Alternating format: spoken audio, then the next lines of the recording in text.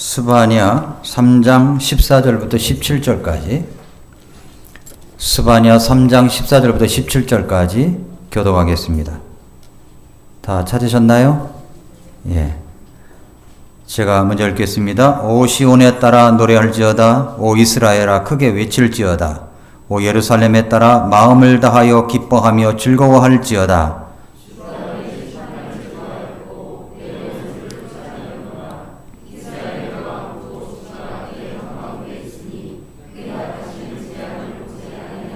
그날에 사람이 예루살렘에게 이르기를 너는 두려워하지 말라 하고 시온에게 이르기를 네 손을 늘어뜨리지 말라. 네 한가운데 계시는 주 네 하나님은 능하신 이시니 그분께서 구원하시고 너로 인해 기뻐하며 즐거워하시고 친히 사랑하시는 가운데 안식하시며 너로 인해 노래를 부르고 기뻐하시리라 하리라. 아멘. 하나님 아버지, 오늘도 우리가 주님을 찾기 위하여 주님께 경배와 찬양을 올려드리기 위하여 이 자리에 모이게 해주심을 감사드립니다. 찬양대 찬양, 특별한 찬송, 올려드리는 기도, 이 모든 것들을 통하여 우리 주님을 바라보고 주님께로 더 가까이 나아가기를 원합니다.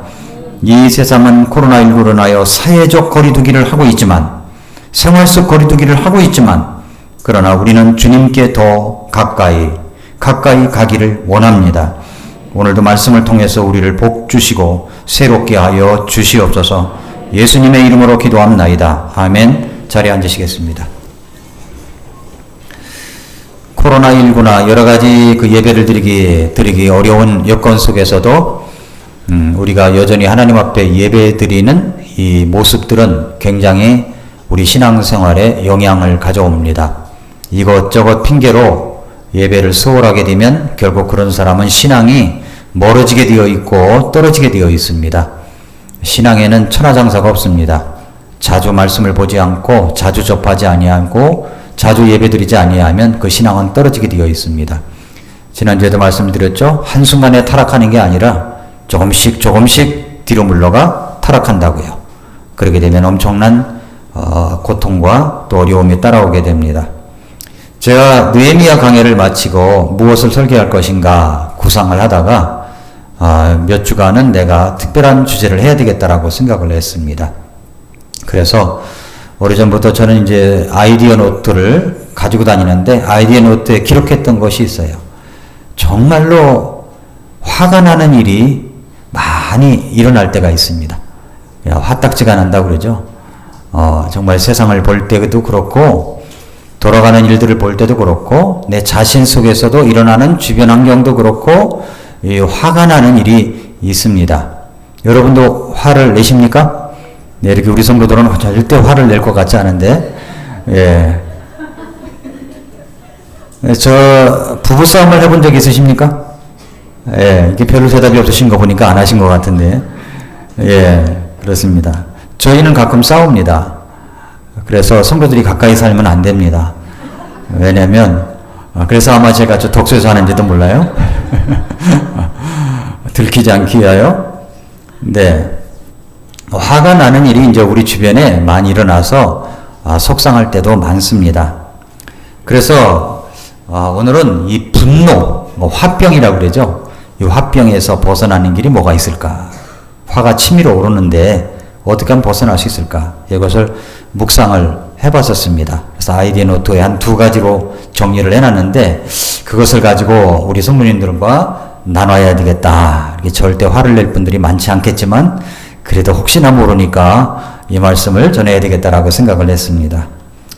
우리나라의 유명한 그 강사 중에 박상미라는 작가가 있습니다. 세바시의 출연을 여러 번 해서 아주 명강의로 유명한 분입니다.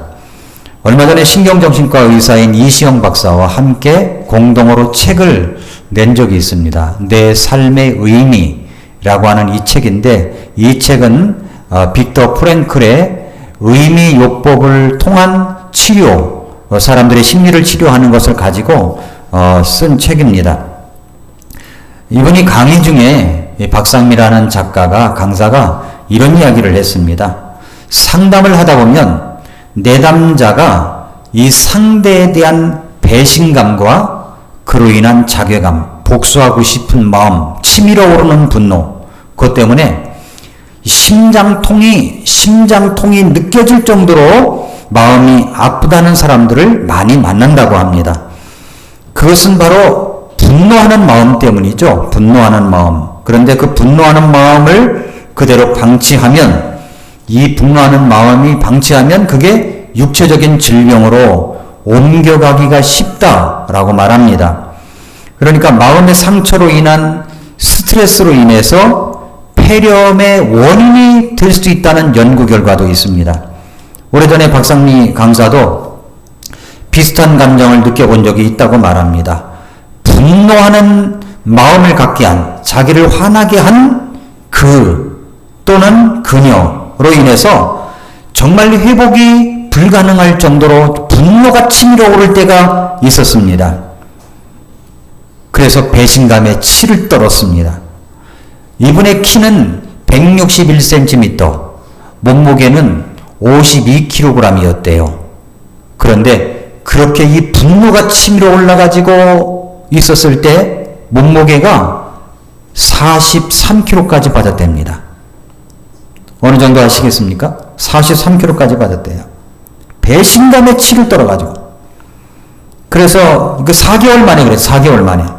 밤에는 악몽에 시달리다가 30분마다 이 잠에서 깨기도 했고, 몸이 급격히 쇠약해지자 나중에는 자기 스스로를 비난하기 시작했다고 합니다.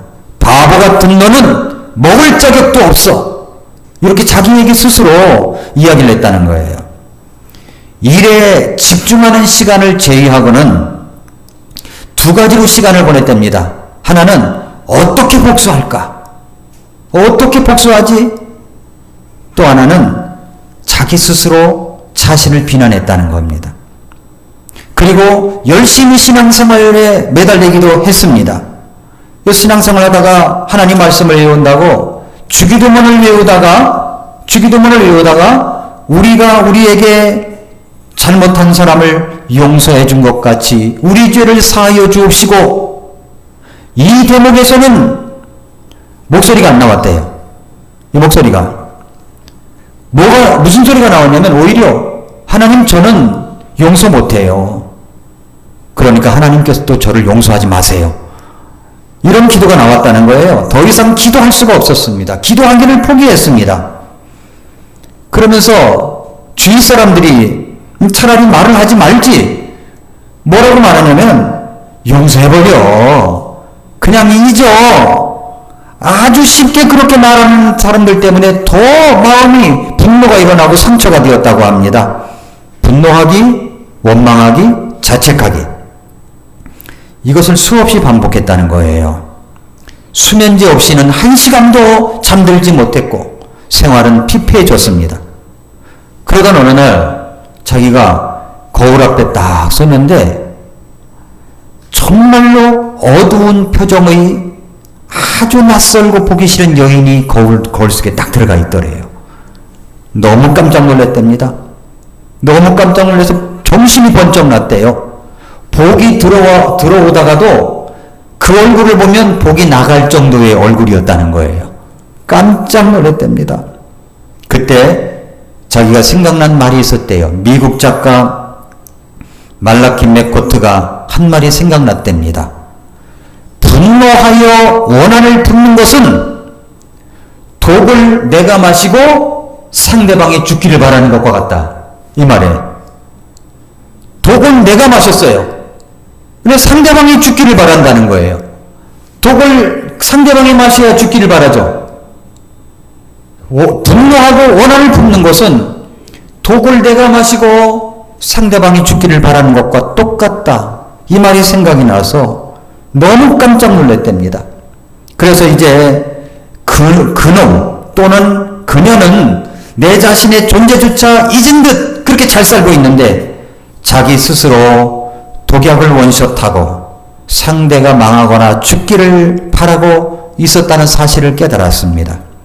과거의 지옥에 갇혀서 마귀꼴을 하고 있는 건 바로 자신이었다는 것입니다. 나를 배신한 사람의 불행을 바라면서 내 시간과 감정을 쏟는 건 복수가 아니라 자기 자신을 죽이는 거구나. 이 사실을 깨닫게 되었다는 거예요. 분노라고 하는 것은 우리를 과거의 덫에 갇히게 만드는 겁니다. 해결할 수 없는 상대에 대한 분노는 자신에 대한 분노로 옮겨와서 자존감을 파괴하고 그리고 현재에 대한 이 판단력을 마비시켜 버립니다. 대인관계 공포증이 생겨나게 합니다. 걱정과 두려움 때문에 미래의 문을 열 수조차도 없습니다. 그렇다면 여기서 우리가 생각해야 될 것이 무엇입니까? 분노는 무조건 참아야 될까요? 분노는 무조건 참아야 될까요? 분노를 참는 건 고통을 더 증폭시킵니다.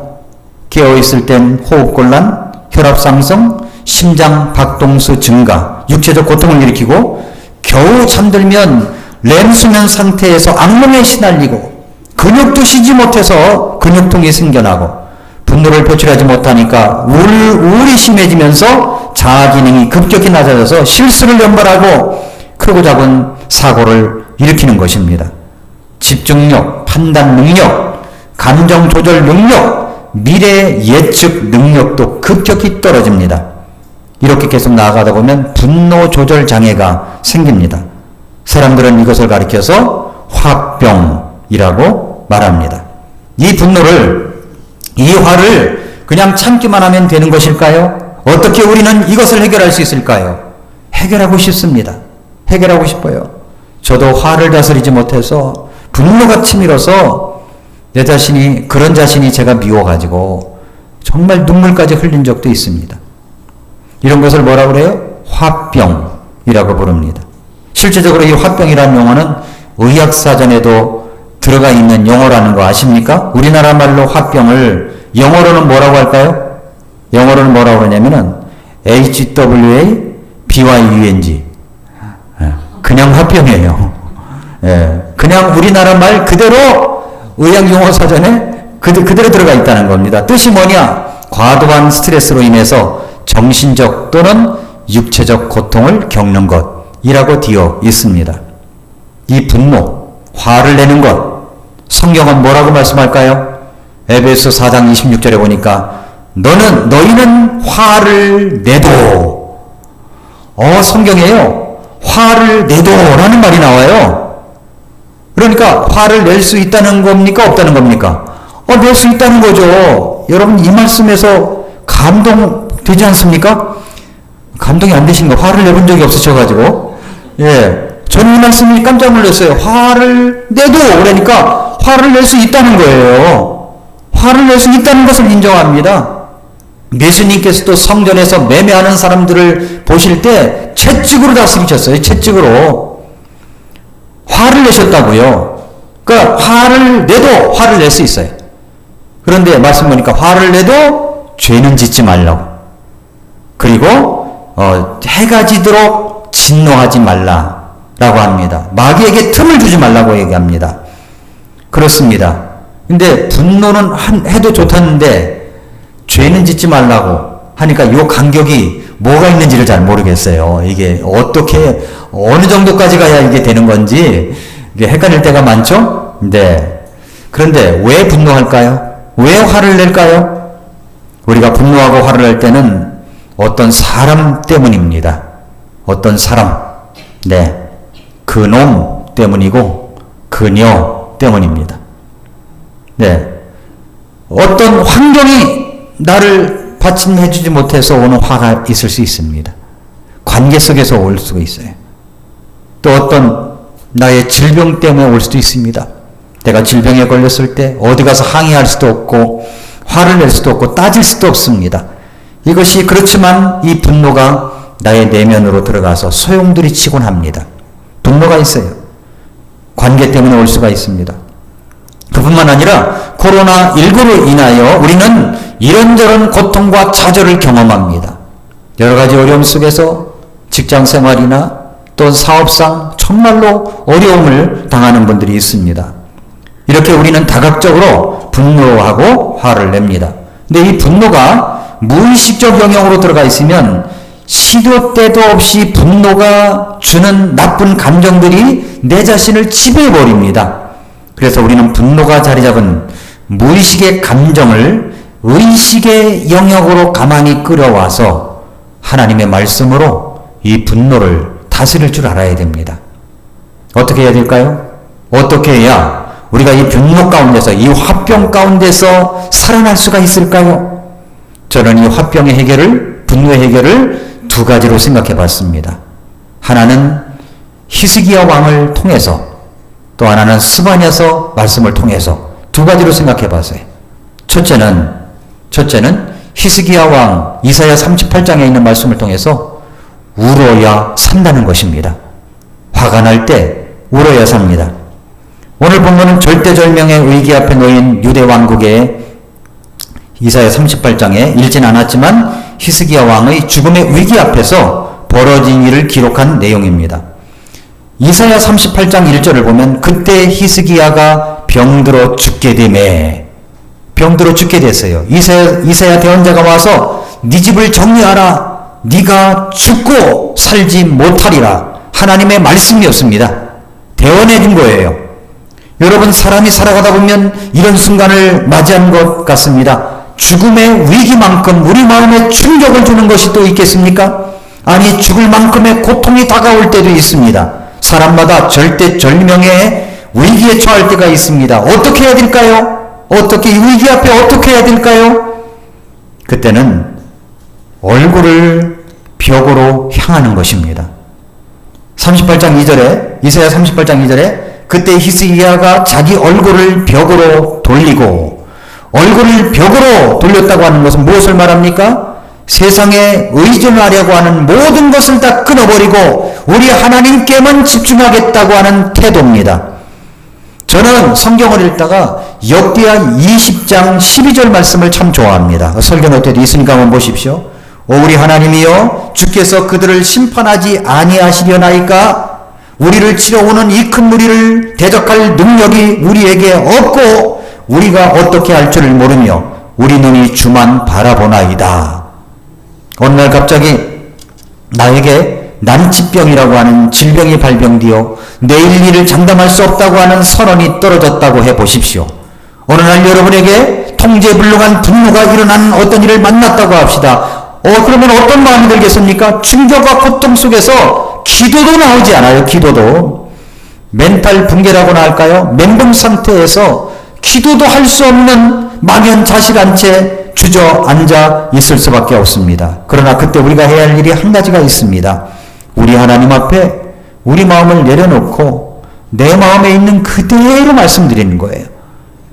예, 거기에 위선적으로 폼을 잡고 어떤 형식을 잡고 이야기하는 게 아닙니다.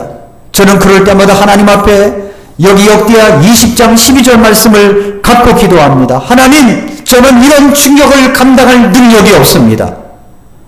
그리고 어떻게 할 줄도 잘 모르겠습니다. 하나님 도와주세요. 이것밖에 나오지 않아요. 우리가 정말 울분이 치밀어 오르고 어려움을 만날 때 우리가 하나님 앞에 기도할 수 있는 그런 모습이 바로 역대하 20장 12절이라고 생각합니다. 하나님, 저는 이것을 감당할 능력이 없습니다. 어떻게 할 줄도 모르겠습니다. 주님 도와주세요. 이 기도입니다. 이렇게 히스기야는 얼굴을 벽으로 향하고 하나님 앞에 하나님만을 바라봤다는 겁니다. 두 번째로 히스기야 왕이 했던 것은 우레아 산다고 그랬죠. 눈물 기도를 드렸어요. 눈물 기도를 하나님 앞에 올립니다. 여러분, 우리들에게 정말로 기죽을 일들, 어려운 일들이 많이 닥쳐올 때가 있습니다. 얼마나 많은 일들이 우리에게 벌어지고 있습니까? 오늘 이사야 38장 2절 3절을 보니까 그때 히스기야가 자기 얼굴을 벽으로 돌리고 주께 기도하여 이르되 오 주여 간청하오니 내가 진실함과 완전한 마음으로 주 앞에서 걸었으며 또 주의 눈앞에서 선한 것을 행하였음을 이제 기억하옵소서 하고 히스기야가 통곡하였더라. 통곡을 했습니다. 울었습니다.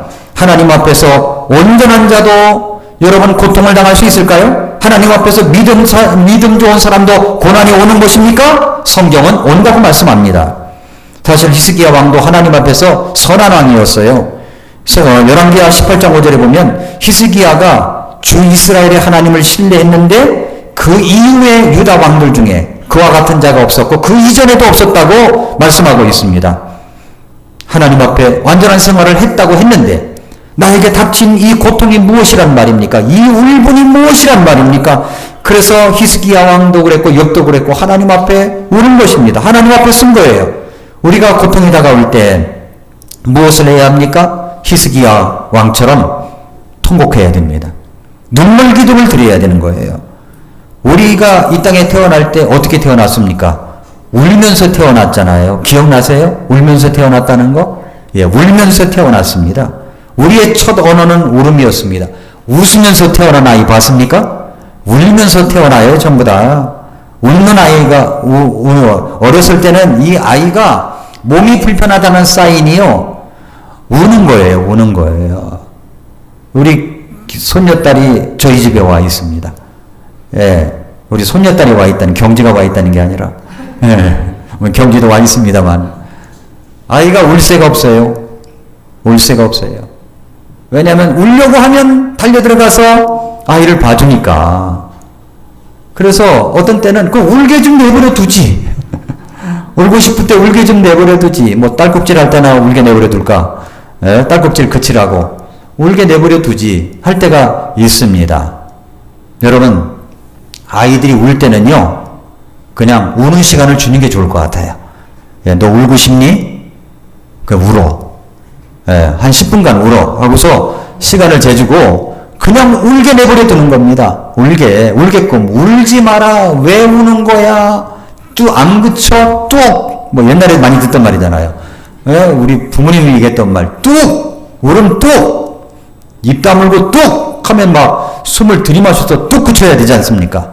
근데 그렇게 하지 말고 그냥 우는 시간을 주면 좋을 것 같아요. 우리가 하나님 앞에 눈물이 날 때 우리 하나님께서 뚝! 하지 않으시는 것 같아요. 우리 하나님은 그냥 눈물 기도를 받아주시는 겁니다. 하나님은 우리의 눈물을 받아주세요. 이게 얼마나 감사한 일입니까? 너 울고 싶으니? 울어. 예수님께서 나사로의 무덤 앞에서 여러분 울지 마세요. 나사로가 다시 살아날 것입니다. 울지 마세요. 그랬습니까? 예수님이 무덤 앞에서 같이 눈물을 흘리셨다고 말씀을 하고 있습니다. 여러분, 우리 속에 있는 이 불평, 불만, 미시기, 미움, 질투, 증오, 슬픔, 분노, 화, 저주 같은 감정들이 쌓일 때가 있습니다. 이 쌓이는 것이 미처 밖으로 나가지 못하고 숨지기 안에 있습니다. 날마다 삶 속에서, 여러분의 마음속에서 이런 감정이 쌓여 있을지도 모릅니다. 지금도 이런 감정들이 쌓이고 있습니다. 쌓이고 쌓인 이 감정들은 몸을 해치는 독소가 됩니다. 바깥으로 빠져나가야 하는데 빠져나가지 못하고 속에서 곪기 시작합니다. 곪기 시작하면 썩게 되죠? 이런 도끼들이 썩으면은 몸의 기운들을 싹 빼나가는 겁니다. 우리의 육체가 눈치채지 못하게, 우리의 감정들이 눈치채지 못하게 천천히 몸의 생기들을 빼앗아 갑니다. 그런 것들이 우리의 건강을 해치고 있다는 것을 눈치채지 못하게 하고 있는 거죠. 그런 결과로 우리의 몸과 마음이 병들고 메말라집니다. 너무나 메마른 나머지 자기 감정을 속이거나 감추고 있는 것조차도 느끼지 못하는 지점까지 갈 수가 있습니다. 사실 몸이 아픈 것보다도 더 돌봐야 될 것이 마음입니다. 마음은 몸보다 먼저 병이 들어요. 화내야 할 일에 화를 내지 못하고 슬픈 일에 울지 못한 그 마음은 결국 감정이 메말라지고 변질이 되는 겁니다. 그러니까 스트레스를 받으면 우리 몸에서는 스트레스 호르몬이 분비되고 그것이 감정을 지배하고 그 감정은 우리 몸에 여파를 미치는데 심각한 지경까지 이르게 되면 그것이 바로 큰 병이 된다는 겁니다. 바로 몸 안에 쌓인 감정의 독소들 때문에 그렇습니다.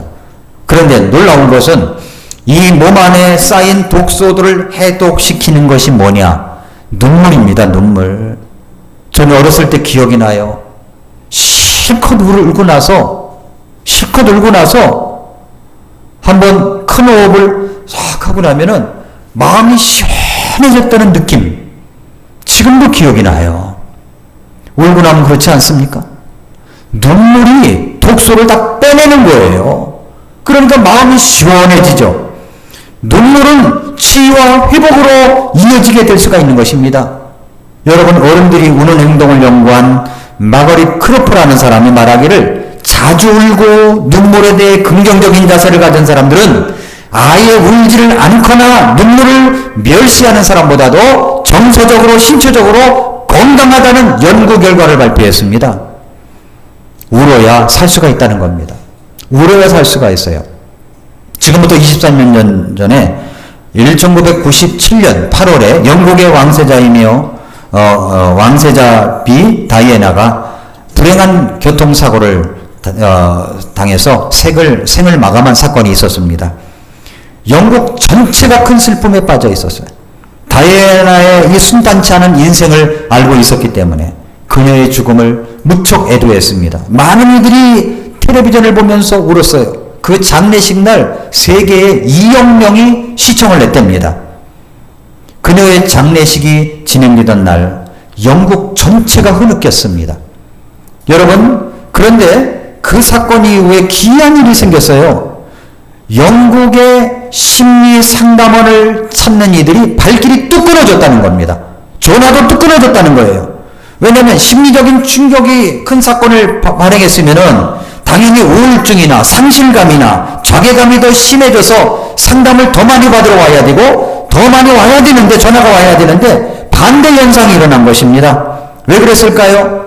그것은 다이애나의 죽음으로 인해 많은 사람들이 흘린 눈물에 그 답이 있었다는 것입니다. 다이애나의 죽음으로 인해 실컷 울어버린 눈물이 답이었습니다. 이런 현상을 보고 심리학자들은 다이애나 이펙트라고 이야기를 합니다. 그렇습니다. 우리가 병에 안 걸리려면 면역력이 많아야 되는데, 이 면역력이 어떻게 생긴다고 그래요? 웃어야 된다고 그러잖아요. 웃어야 모든 그 근육들이 살아나가지고 면역력이 생긴다고 하는데, 놀라운 것은 울음을 통해서, 눈물을 통해서도 면역세포가 올라간다는 이야기를 들어본 적이 있으십니까? 실제적으로 그럴 수 있다는 겁니다. 웃음이 파도라면 울음은 해리과도 같다는 겁니다. 놀랍죠? 눈물은 마음속 깊은 곳까지 한 번에 뒤집어 넣으면서 보다 강력하게 이 감정을 컨트롤합니다. 그래서 눈물의 위력이 큽니다. 히스기야는 하나님 앞에 통곡을 했어요. 성경에 통곡이라고 이야기를 합니다. 기도를 했고 통곡했대요. 그러면 그것이 통곡기도죠. 그것이 눈물 기도입니다. 이사야 38장 1절에 히스기야가 병들어 죽게 됐는데 아모스의 아들 대언자 이사야가 와서 주간이같이 말하노라. 하나님이 말씀하시는 거예요. 네 집을 정리하라. 네가 죽고 살지 못할 거야 라고 이야기를 했습니다. 그랬더니 히스기야는 국정을 통치하다가 병이 들게 되었는데 이런 일들이 일어나 버린 거예요. 우리 인생에도 이런 일들이 일어나지 않습니까? 자기가 자초해서 일어날 수도 있지만 내가 저지른 것도 아닌데, 내가 잘못한 것도 아닌데 일어나는 끔찍한 일들이 내게 닥칠 때가 있습니다. 히스기야는 난치병을 앓고 있었습니다. 죽을 병에 걸린 거예요. 하나님께서도 이사야 대언자를 통해서 네 집을 정리하라. 네가 죽고 살지 못한다고 할 정도였습니다. 이런 기가 막힌 일이 우리 생활 속에서도 일어날 수가 있습니다. 어느 날 갑자기 닥친 큰일들이 일어날 때가 있습니다. 생각지도 못했던 일들 때문에 기절초풍할 지경까지 갈 수가 있습니다. 부도의 소식일 수도 있습니다. 믿는 사람에게 오는 배신감 때문에 오는 엄청난 손해일 수도 있습니다. 사랑하는 사람을 잃는 경우도 있습니다. 원치 않은 질병일 수 있습니다. 정말로 암이거나 난치병일 수 있습니다. 그럴 때 어떻게 해야 합니까? 히스기야는 그대로 있지 않았어요. 얼굴을 벽으로 향했습니다. 하나님께 나아갔습니다. 그리고 단 하나밖에 한 것이 없어요. 눈물 기도입니다. 눈물 기도. 이사야 38장 2절에 히스기야가 자기 얼굴을 벽으로 돌리고 죽게 기도하여 통곡했다고 이야기합니다. 그런데 이사야 38장 5절에 뭐라고 한지 아십니까? 하나님께서 이사야 대언자에게 가서 히스기야에게 말하기를, 주곧 네 조상 다윗의 하나님이 이같이 말하노라. 내가 네 기도를 들었고 네 눈물을 보았노라. 히스기야 했던 것은 눈물 기도입니다. 눈물로 하나님께 기도한 것뿐이었었어요. 그런데 하나님께서 네 기도를 들었고 네 눈물을 보았다 말씀하십니다.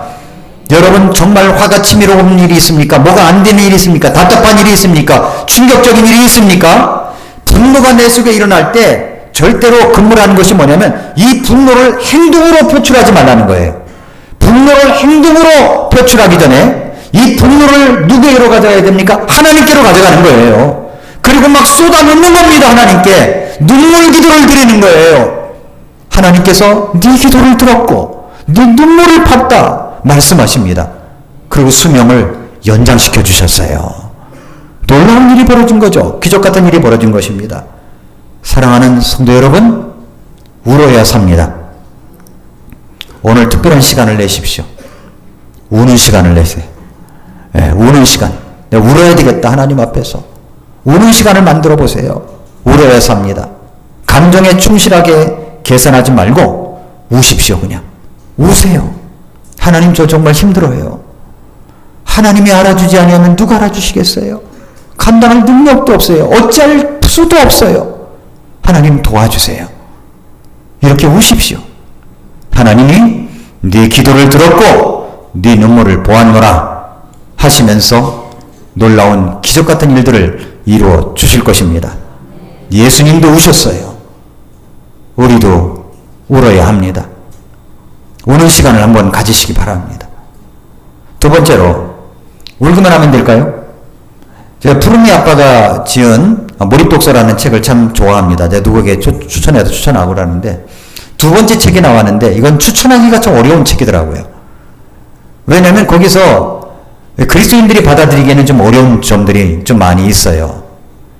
그래서 좀 이상한 부분이 나와요. 100페이지쯤 넘어가면 이상한 부분이 나와요. 그래서 제가 푸르미 아빠가 썼다고 그래서 얼른 사서 보고 추천하려고 했는데 추천 도서로서 별로 적당치가 않다라고 해서 추천을 하지 않습니다. 거기도 울어야 한다는 이야기를 나옵니다. 그런데 좀 성경적인 방법은 아닙니다. 거기는 또 푸르미 아빠는요, 욕을 하라고 얘기합니다. 욕을 하라는 거예요. 욕을 막 쏟아놓으라는 거예요. 그러니까 뭐 10원짜리, 50원짜리 막 하라는 거예요. 그런데 그건 좋은 방법이 아니에요. 물론 자기 혼자 그럴 수 있겠죠. 뒤에 가서 욕하는데 누가 알아요. 그죠? 뒤에 가서 막 욕을 하고 10원짜리, 20원짜리 막 한다고 누가 알아요. 그런데 그걸 권장하고 방송에서 이야기할 정도는 저는 아니라고 생각이 들어요. 네, 욕하라는 건. 물론 욕해서 시원한 것도 있어요. 그럼 그 다음에 어떻게 할 겁니까? 그 다음에 대안이 뭐죠? 그때만 끝나고 끝나버리는 거예요. 또 오는 거예요, 그게. 감정이. 여러분, 울면서 우리가 울 때 그냥 눈물만 흘리라는 겁니까? 눈물만 흘리라는 게 아니죠. 눈물 기도를 드리라는 거죠. 울어야 산다는 것은요, 눈물 기도를 드리라는 거지. 그냥 울기만 해라. 욕을 실컷 해라. 이건 아닙니다. 그러면 눈물 기도를 드렸습니다. 그 다음에 이제 울어야 산다고 그랬죠. 두 번째는 뭐냐면 기뻐해야 삽니다. 기쁨이 힘이 되는 거예요. 기쁨이. 왜냐하면 성경에 기뻐하는 것이 힘이라는 말씀이 자주 등장합니다. 하나님은 우리의 힘이시라고 그랬어요. 오늘 사중창 가사 잘 들어보셨나요? 주님은 우리의 힘이십니다. 힘. 여기 오늘 읽은 스바냐 대언자를 통해서 요시야 왕의 선정에도 불구하고 정말로 악독한 왕, 선한 왕이 있다가 그 다음에 악독한 왕이 와서 이 악독한 왕 때문에 결국 이스라엘 남왕국이 멸망하게 될 그런 모습을 바라보면서 결국은 망하게 되겠지만 그럼에도 불구하고 하나님께서 너희를 완전히 버리시는 것이 아니기 때문에 그 이스라엘의 남은 자를 향하여 용기를 주면서 기죽지 말라고 말씀하시고 있는 내용이 스바냐서 3장입니다. 이 말씀은 오늘을 살아가고 있는 우리들에게도 똑같이 필요한 말씀이기도 합니다. 오늘날 정말 기죽을 일이 얼마나 많아요. 얼마나 많이 쌓여 있습니까? 주님은 우리를 향하여 네 손을 늘어뜨리지 말라 하십니다. 그 말을 다른 말로 하면 기죽지 말라는 거예요. 우리가 대학을 가도 인류대학을 가야 성공합니까? 절대 그렇잖아요. 세계를 지배하고 있는 유명한 기업주들을 보면은 인류대학을 나온 사람이 별로 없어요. 중퇴자니, 대학 중퇴자니, 그렇다고 대학 중퇴하라는 말은 아닙니다. 그런 사람이 많은데, 여러분, 내가 할 수 있는 소신껏 할 수 있는 그런 일들을 만난 것만 해도 젊었을 때는 굉장한 일입니다. 여러분, 그것 때문에 기죽을 이유가 안 되는 거예요. 네 손을 늘어뜨리지 말아요. 쭉 기가 죽어가지고 말이죠. 뒤로 쭈삣쭈삣하고 말이에요. 그러지 말라는 거예요. 왜 기죽지 말아야 됩니까? 왜 우리들의 손을 늘어뜨리지 말아야 하는 것입니까? 오늘 말씀 14절을 보십시오. 오 시온에 따라 노래할지어다. 오 이스라엘아 크게 외칠지어다. 오 예루살렘에 따라 마음을 다하여 기뻐하며 즐거워할지어다.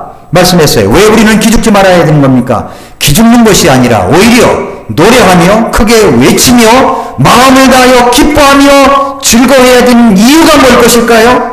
성경은 주님을 기뻐하는 것이 힘이라고 말씀을 하십니다. 주님은 나의 무엇이 되기 때문입니까? 시편 18편 1절에 보니까 오 나의 힘이 되시는 주여 그랬어요. 주님이 힘이십니다. 시편 28편 7절에 보니까 주는 나의 힘이시여 나의 방패시니 내 마음이 그분을 신뢰하여 내가 도움을 얻었도다 말씀하고 있습니다. 그래서 우리는 우리의 분노 앞에서 좌절 앞에서 어쩔 수 없는 환경 앞에서 이렇게 고백해야 됩니다. 시편 22편 19절 말씀처럼 그러나 오 주여 주는 나를 멀리하지 마옵소서. 오 나의 힘이시여 속히 나를 도우소서. 시편 31편 4절에도 주는 나의 힘이시오니 그들이 나를 잡으려고 몰래 찐 그물에서 나를 빼내소서 말씀했어요. 내가 지금 어려운 환경에 처해 있어요. 정말 기가 죽어야 될 일들이 많이 쌓여 있습니다. 그 속에서 나를 빼내달라고 기도합니다. 시편 43편 2절에는 주는 나의 힘이 되시는 하나님이신 거를 어찌하여 나를 버리시나이까? 내가 어찌하여 원수의 학대로 인해 애곡하며 다니나이까? 이렇게 외쳤습니다. 이제 우리는 알아야 됩니다. 무엇을 알아야 됩니까? 우리가 그 주님을 기뻐해야 될 이유 말입니다. 시온에 따라 노래할지어다. 오 이스라엘아 크게 외칠지어다. 예루살렘에 따라 마음을 다하여 기뻐하며 즐거워할지어다. 그 이유를 분명하게 알아야 되는 겁니다. 왜 그럴까요? 그 말씀이 15절에 나와요. 15절 보세요. 주가 네 심판을 제거하였고 원수를 쫓아내었노라. 주께서 심판을 제거하셨기 때문입니다. 생각해 보십시오. 한번 죽는 것은 사람에게 주어진 것이요 그 후에는 심판이 있고 사망이라고 했습니다. 우리는 마땅히 심판을 받아 죽어야 했던 사람들입니다. 심판을 받아 지옥 형벌을 받아야 했던 사람입니다. 그런데 하나님께서 우리를 사랑하셔서 독생자 예수 그리스도를 이 땅에 보내주시고 나 대신 죽게 해주셨습니다. 그리고 심판에서 면제해 주셨어요. 심판을 제거해 주셨습니다. 내가 암덩어리가 있는데 이 암덩어리를 하루아침에 떼내어 주셨다는 겁니다. 이 얼마나 놀라운 일입니까? 죽을 수밖에 없는 것이었는데 여러분 그렇습니다. 우리의 암덩어리였던 우리의 이 죄악덩어리였던 그것을 예수님의 피로 말미암아 단번에 깨끗하게 용서가 되었습니다. 그 한 가지만 사실만 생각해도 내 심판을 제거했다는 사실만 생각해도 우리는 기뻐해야 될 충분한 이유가 되는 것입니다. 기뻐하세요. 예수님 때문에 그 첫사랑의 감격 때문에 기뻐해야 될 이유가 되는 겁니다. 원수마귀 사탄도 쫓아내셨습니다. 원수마귀 사탄이 까불대고 있지만은 그거는 곱비가 달린 줄이 달려서 곱비가 달린 그런 테두리밖에는 모질 못해요. 여러분 아무리 싸나운 개라도 줄에 매달려 있으면 그 근처까지 가지 않으면 되는 거예요. 멀리서 으르렁거리죠. 으르렁거려봤자 소용없어요. 끈이 달려 있는데. 그런 것입니다. 우리 주님께서 우리를 그렇게 보호하고 계시는 거예요. 가까이 가지만 않으면 돼요. 예, 경계선을 걷지 마세요. 경계선, 문화 안 문화고 가까이 가보자. 그렇게 하지 말라는 겁니다. 주님은 우리의 모든 죄를 다 깨끗이 용서해 주셨습니다. 얼마나 감사한 일입니까?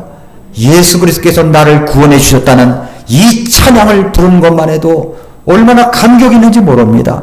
주님은 나의 힘이시라고 나의 노래시라고 이 부르는 이 찬양이 얼마나 우리에게 힘이 되는지 모릅니다. 그래서 우리는 주님이 내 심판을 제거했기 때문에 기뻐해야 됩니다. 두 번째는 주님께서 나와 함께 하시며 나를 기뻐하시기 때문입니다. 17절 보세요. 네 한가운데 계시는 주 네 하나님은 하나님이 어디 계시다고요? 내 한가운데 계시대요. 멀리 계시는 게 아닙니다. 한가운데 계시는 내 하나님은 능하신이시니 능력이 계신 분이십니다. 그분께서 구원하시고 너로 인해 기뻐하며 즐거워하시고 너로 인해 기뻐하며 즐거워하시고 친히 사랑하는 가운데 안식하시며 너로 인해 노래를 부르고 기뻐하시리라. 너무 이쁘고 귀여워서 그 앞에서 노래를 부르고 기뻐합니다. 요즘에 제 손녀딸 집에 있는데 제가요 기타를 치면서 노래를 불러줘요. 얘를 웃기려고 제가 쇼를 하고 있더라고요. 예. 그거 생각하면 아 우리 하나님이 그러시겠구나. 내가 시무룩하게 있으니까 나를 웃기려고 나하고 함께 해주려고 말이죠. 그 앞에서 우리 하나님이 나를 보고 기쁨을 이기지 못해가지고 즐거워하고 계시다는 겁니다. 우리 하나님이 내가 뭐라고요? 아무것도 아닌 존재예요. 이 티끌만도 못한 존재였습니다. 그런데 마치 이 세상에 내가 하나뿐인 것처럼 나를 사랑하시고 이 땅에 예수님을 보내주셔서 내 죄를 용서하시고 지금도 하늘 왕자 오른편에서 나를 위해서 중보하고 계시는 분이 예수님이십니다. 그 하나님이 나를 기뻐하신대요. 그러면 내가 기뻐하지 않을 이유가 어디 있습니까? 우리 주님이 모르셔요. 괜찮니? 기죽지 마. 네 손을 늘어뜨리지 마. 기뻐해야 될 이유가 있는 겁니다. 하나님께서 우리를 사랑하십니다. 울어야 삽니다. 우십시오. 하나님 앞에서 우십시오. 마음껏 우는 시간을 가지십시오. 울어야 삽니다. 울어야 살아요. 제 미라클 모닝 유튜브 방송을 통해서 방송을 들었던 한 분이 아주 오래전에 알았던 분인데 연락이 왔어요. 그래서 우리 교회에 또 주일마다 헌금을 또 보내주셔요. 얼마나 감사한지 모릅니다. 아마 이 방송을 듣고 계시는지도 몰라요. 그러면서 제가 옛날에 전도사 시절에 불렀던 찬양이 있다는 거예요. 그 찬양이 지금도 기억이 난다는 겁니다. 그러면서 그 찬양이 어떤 곡이냐고. 그래서 이제 그 작사 작곡한 사람이 불렀던 노래를 보내줬더니 그때 불렀던 그 감격이 안 난다는 겁니다. 그래서 제가 오늘 마지막 찬양으로 그 찬양을 한번 여러분에게 드리고 여러분이 원하신다면 마지막 찬양도 이 찬양을 하면 어떨까라는 생각이 들었습니다. 평화의 노래인데 이 찬양의 가사가 여러분들에게 복이 되시기를 바랍니다.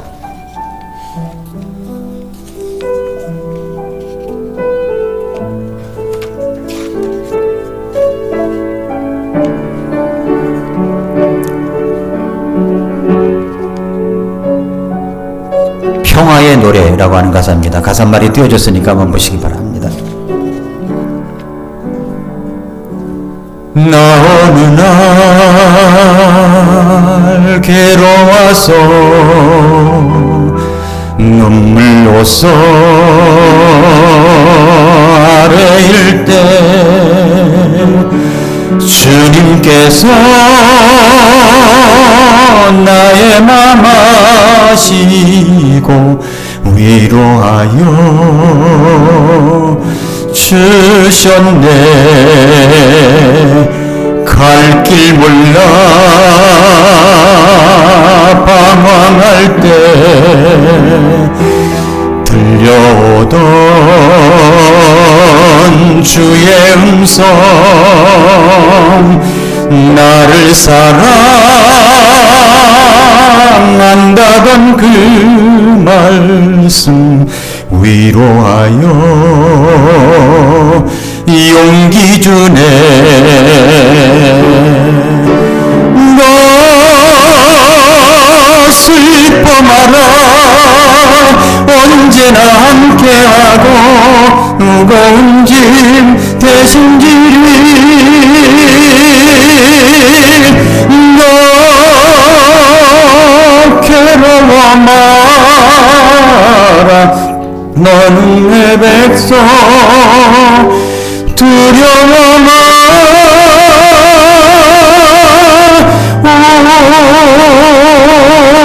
나의 주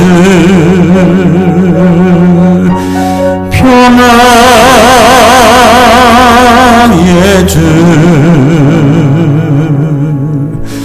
내 피곤한 마음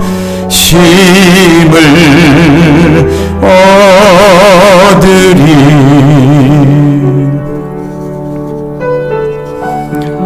너는 두려워하지 말라. 내가 너와 함께 하느니라. 놀라지 말라. 나는 네 하나님이니라. 내가 너를 강하게 하리라. 참으로 내가 너를 도와주리라. 참으로 내가 내 의의 오른손으로 너를 떠받쳐 주리라.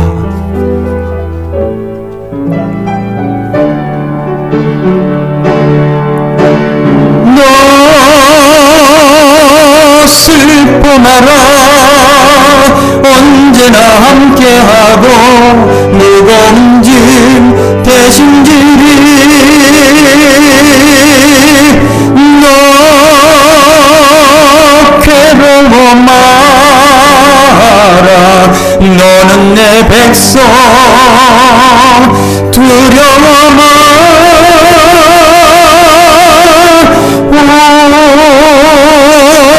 나의 주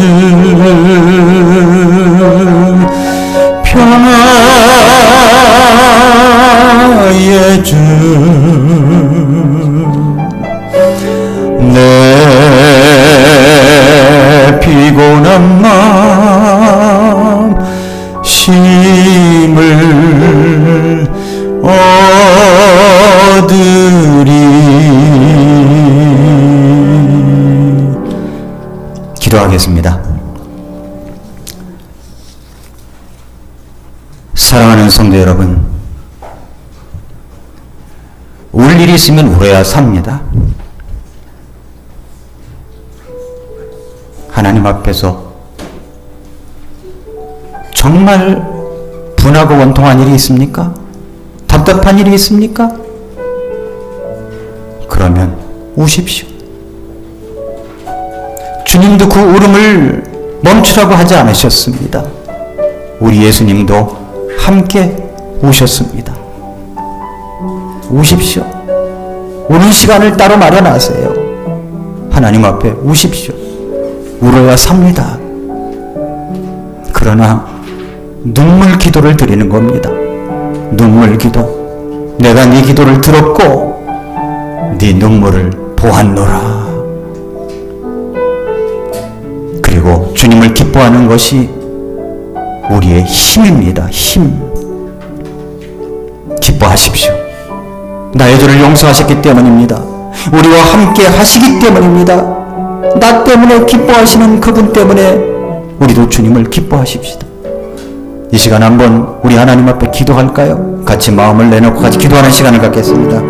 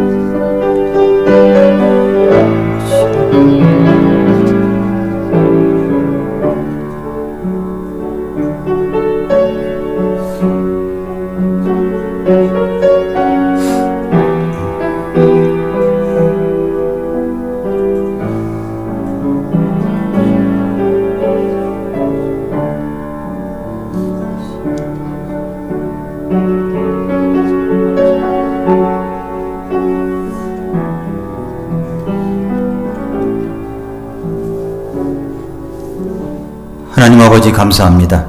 오늘도 하나님께서 귀한 은혜를 주시고 말씀을 주신 것 감사합니다. 때때로 우리는 분노할 때가 있습니다. 화가 치밀어 오를 때가 있습니다. 속으로 삭히고 삭혀도 어찌할 수 없이 치밀어 오르는 것들이 있습니다. 성경은 네가 화를 내도 화내는 것을 정죄하신 것이 아니라 그것이 행동으로 표출되어 죄로 연결될까봐 말씀하신 것을 보았습니다. 하나님 아버지, 히스기야도 울었습니다. 눈물 기도를 드렸습니다. 기뻐하는 것이 힘이라고 했습니다. 우리 주님 앞에 흘리는 눈물을 주님께서 보실 줄 믿습니다. 그리고 우리의 기도를 들어주실 줄 믿습니다. 그 주님 때문에 기뻐하는 저희들이 되게 하여 주시옵소서. 예수님의 이름으로 기도합나이다. 일어나셔서 한번 우리 원래 일어나셔서 우리 찬송하게 할 텐데 원래 이 찬송을 따로 준비했습니다만 이 찬송을 한번 불러볼까요, 여러분들? 괜찮습니까? 네, 반대하시는 분 손 들어보세요. 없습니까? 예, 이 찬송을 같이 한번 해보겠습니다. 평화의 노래 한번 같이 하겠습니다. 조금 빠른 템포로 하겠습니다.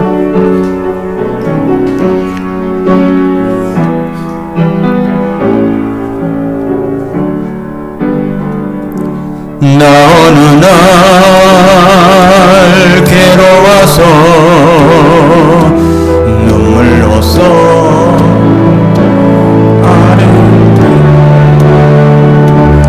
주님께서 나의 맘 아시고 위로하여 주셨네. 갈 길 몰라 방황할 때 들려오던 그의 음성 나를 사랑한다던 그 말씀 위로하여 용기 주네.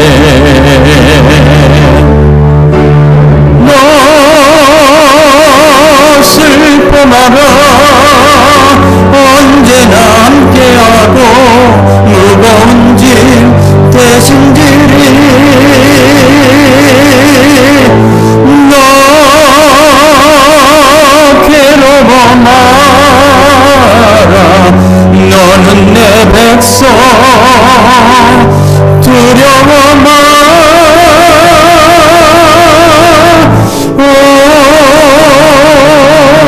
나의 주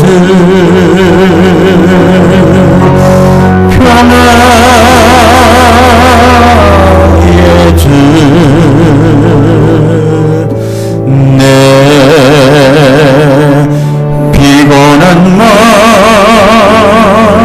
힘을 얻으리. 너 슬퍼 말라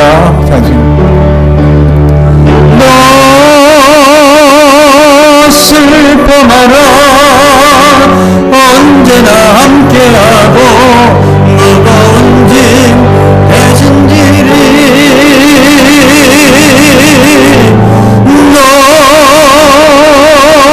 괴로워 마라 너는 내 백성 두려워 마라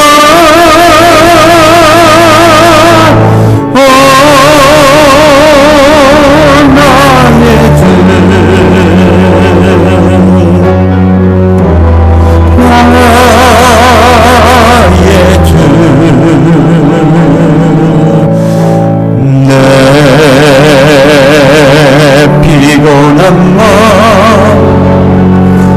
힘을 얻으리. 기도하겠습니다. 하나님 아버지, 오늘 말씀과 찬양과 하나님의 은혜를 감사합니다. 하나님께서 예수님께서 이 땅에 계실 때에도 나를 위해서 울지 말고 너와 네 자녀를 위해서 울라고 하셨던 말씀을 기억합니다. 하나님 아버지, 울어야 산다는 것을 우리가 기억하고 내 자신을 위해서도 눈물을 흘리지만 나의 자녀를 위해서도 눈물을 흘리고 그리고 이 나라를 위해서도 눈물을 흘리는 우리 모두가 될 수 있도록 역사하여 주시옵소서. 정말로 속상하고 분노하고 화가 치밀어올 일이 많이 있지만 눈물 기도를 주님 앞에 드리면서 주님을 기뻐하는 것이 우리의 힘이라는 것을 믿고 우리가 주님께 초점을 맞추고 믿음의 행진을 계속해 나가도록 역사하여 주시옵소서. 아버지 하나님, 우리 교회 사랑하는 성도님들 그 눈물 기도를 들어 주시옵소서.